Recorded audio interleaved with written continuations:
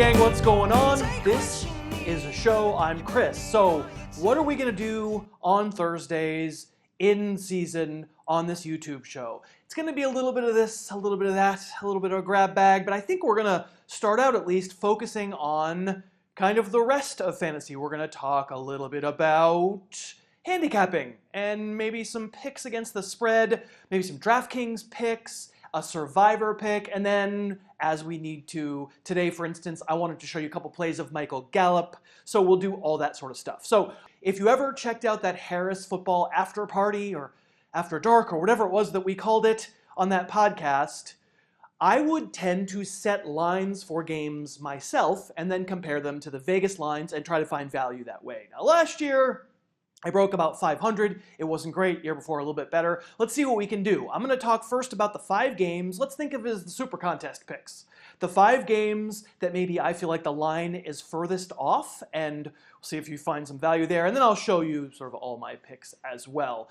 Let's start out with Texans Patriots. I set this line at 3 points. I actually kind of think to start the season, the Belichicks are about the same as the O'Briens, as the Texans. And so I'm going to tell you to take the Texans here. If the line is 6.5, then I'm pretty cool taking the Texans.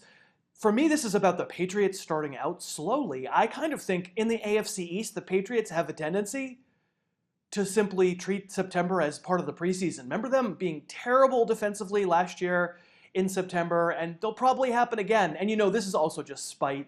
This is Deshaun Watson with me scooping crap on him all summer long about him as the QB2. He has to come out and beat the footy pajamas. So I feel like there's value here on the Texans, closer game than Vegas expects. So give me Houston plus 6.5. Quick break to thank Lisa for sponsoring today. I sleep on a Lisa mattress every single night.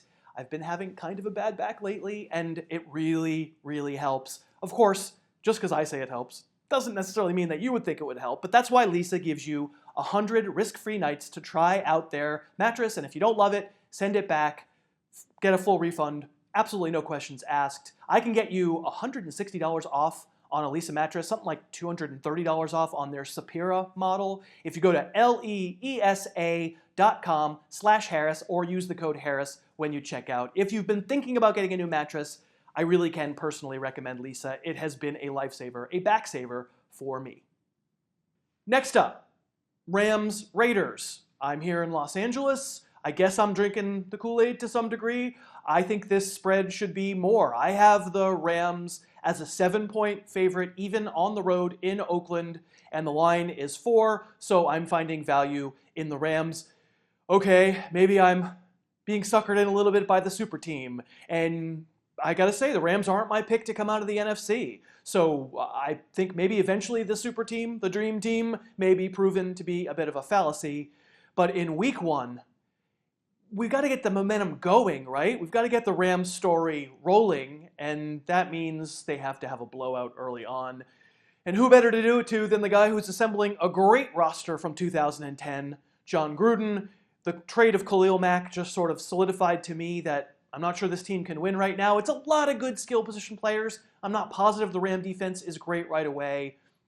But to me, if I'm going to live on narrative street a little bit, I got to get the Raiders narrative trending down. I've got to get the Rams narrative trending up. So I feel like there's value in Rams -4 even on the road. One of the Monday night games, I've got the Jets plus 6.5 at the Lions. And I had set that line 2.5 points lower. I had said Lions -4, so let me talk about why. I think maybe just the Jets are kind of perennially underrepresented franchise, maybe not perennially, but certainly last year. I mean, last year, if you go back to remember what we thought of the Jets at this time last year, we thought that roster was so bad they were going to go 0-16. They were going to be the Browns. They were going to be not competitive, and in fact, they were quite competitive. They won games they shouldn't have won. Only won 5 games, I think, but they beat Jacksonville. They were close in about 5 other games. Not to say that they should have been a winning team or even that they're a winning team this year. I think that roster just sort of no name is okay, and the Lions are a little bit better name and kind of okay. I just don't see that the Lions should be almost a touchdown favorite in really any game that they play right now. So I feel okay, even with the kid quarterback. I think the Jets hang close enough on Monday night. So I'll take Jets plus 6.5. The game I thought I felt strongest about, and now the line has moved a little bit.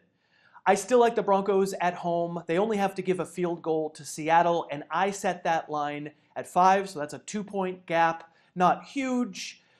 I think we're living off of some brand recognition when it comes to Seattle. It just isn't the same team. It certainly isn't the same defense. Sounds like Earl Thomas might be back for the game. Maybe he plays the full company of snaps, maybe not. But they're essentially down to Bobby Wagner and nothing else on that defense. I mean, KJ Rating going to be there. The defensive front is completely different. There's no Michael Bennett. It is a different team. Richard Sherman's gone. And I think there's some brand loyalty to Seattle in this line. To consider the Broncos and the Seahawks even right now, to me, is a little bit of a stretch. I don't love the Broncos roster, but I think Case Keenum solidifies what has been a deceptively okay roster hampered by a just terrible quarterback situation. So I feel like there's 2 points of value there. So I will take the Broncos minus the 3. And then I go Bengals. I think the Bengals may win outright at Indianapolis, and I only have to give I get 2.5 points. I set that line as Colts -1, even though I think maybe the Bengals are an underrated team that will be okay this year, an 8-8 type candidate. Marvin Lewis, long since given up on old Marv as a Super Bowl winner, and Andy Dalton is no favorite of mine if I was just judging this based on the quarterbacks. Certainly, I would go with Andrew Luck, even in his reduced state, but I like the Bengals roster better. I think that front seven is better, even without Vontaze Burfict. And if there's a chance to put pressure on some questionable skill weapons, and we don't know yet about Andrew Luck and his shoulder, maybe get to him and sack him a little bit, I think that front seven can do it. They had the luxury of getting rid of Michael Johnson. So, yeah, I like the skill weapons. I really don't like the Colt defense. I think we're maybe talking about a Bengals win, so I am willing to take the 2.5 points. So here's a screen where you can see all of my suggested point spreads. None of the others on this list are bigger than the 1.5 that I saw value-wise with the Colts and Bengals game. A few other gaps there where it's a 1.5. But I guess what I'm telling you, that if I had to pick the 5 picks for the Super Contest, those would be my 5, and those are the current point spreads there. A couple of plays you can see where I got the line exactly right in my assessment, and those would be no plays for me. For what it's worth, Arizona, Washington, and Jacksonville against the Giants. Although I have to say, I'm a little bit tempted by the Giants. Maybe we're overrating the Jags. Can't remember who on the podcast said that. That's pretty smart. To say the Jags are a home favorite with Blake Bortles as their quarterback, I'm a little bit worried about that. Okay. So next up, let's talk about DraftKings. So if you listen to the podcast, you know we have a new DraftKings DFS expert, Mitch, Sharon Mitchell. Love him. So happy to have him on the show. So let's take a look first at my lineup for this week. And I think the theme for your strategy on DraftKings this week is cheap running backs. You just don't really have to pay at running back. There are a lot of values because these values get set so early in the summer. They get set, or I don't even know, like August 1st or maybe even earlier, before all these backfields have a chance to work their way out. And I did, as you can see, pay for Christian McCaffrey as one of the sort of middle top tier running backs, but I like James Conner, I like Carlos Hyde, Rex Burkhead is even cheaper than those guys. So there are definitely, I think this is a week to go cheap at running back, and therefore you can afford some expensive wide receivers. As you can see, according to my Texans wager earlier, I'm going to bet on the Watson-Hopkins stack to jam it right up my caboose, and let me know how overrated Deshaun Watson might be for fantasy this year.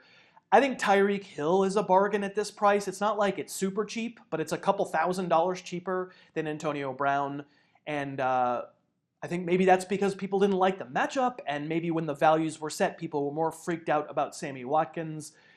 People seem to be back on the page with me with Tyreek Hill, so I like him as a pick there. And here are Mitch's picks as well. You can see he picks both Conner and Burkhead for his backfield, so he can afford some expensive receivers. I mean, he's got Antonio Brown and Keenan Allen, and he goes with Drew Brees at quarterback, only $100 more expensive than Deshaun Watson. So clearly Watson is highly valued in DFS this week, and probably if he has a good week against Patriots, all the more so.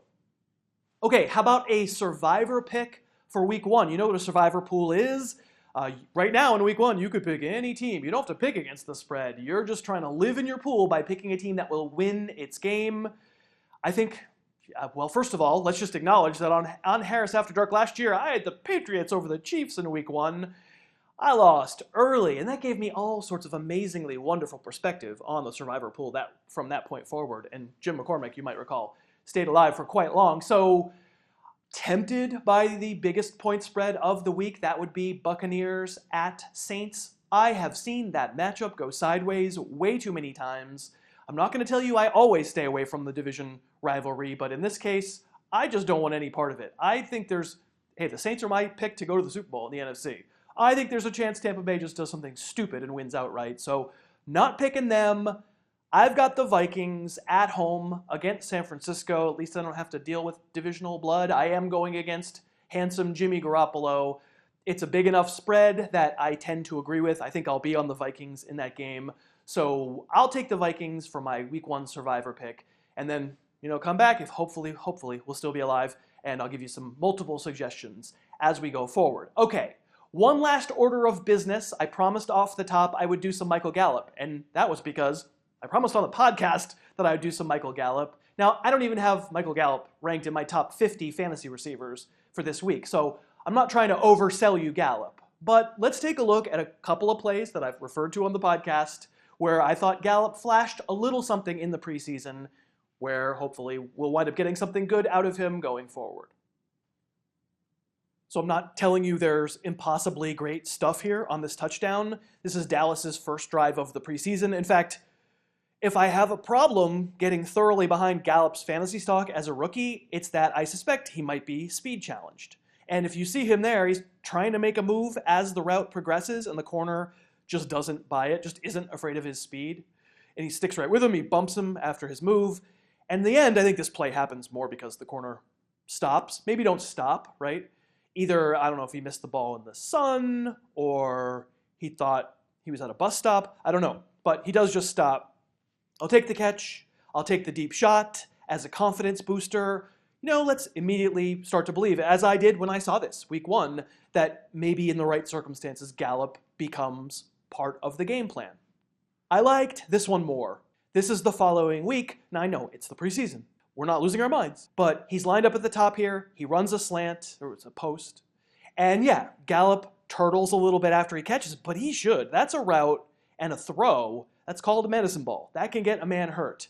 And Gallup sticks his nose in there and, he's going to the post, puts his hand out, makes a fine catch. Not a perfect ball. Really extends him way more than a quarterback wants to do, especially in a preseason game. But I love that Michael Gallup is willing to reach out and extend himself with the possibility of a linebacker coming over to put a helmet in his ribs. He doesn't know who's going to hit him. So if we're looking for small signs, it's a rookie receiver, we're looking for small signs that the kid is trustable, that he gets it. This was a red zone third down play, and Gallup's was the number that they called. So, as I say, we're not getting carried away with Michael Gallup. He's not ranked in my top 50 receivers. He probably would be in my top 60 if you're in a deeper league. The only Cowboy receiver I have in my top 50 ranks this week, Allen Hurns, squeaked into the standard league ranks, sort of like him as a touchdown guy, didn't make it the PPR ranks. So we're waiting to see how that shakes out. But you heard JJ Zacharyson on the podcast on Tuesday nominate Gallup as his number 1 waiver ad. A little bit of a cheat. Owned in 34% of leagues, JJ.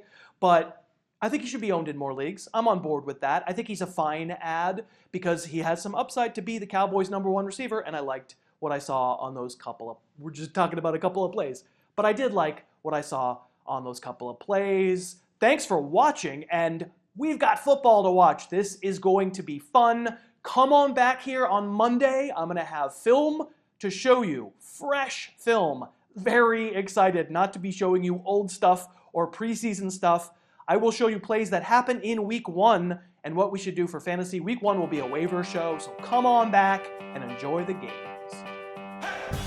Thanks so much for watching. Please, please, please smash that like button, write a comment, tell us who else you'd like to see us review film on, and of course, best of all, please subscribe to our channel and then click that little bell above the subscribe button and you'll be notified whenever we post a new video.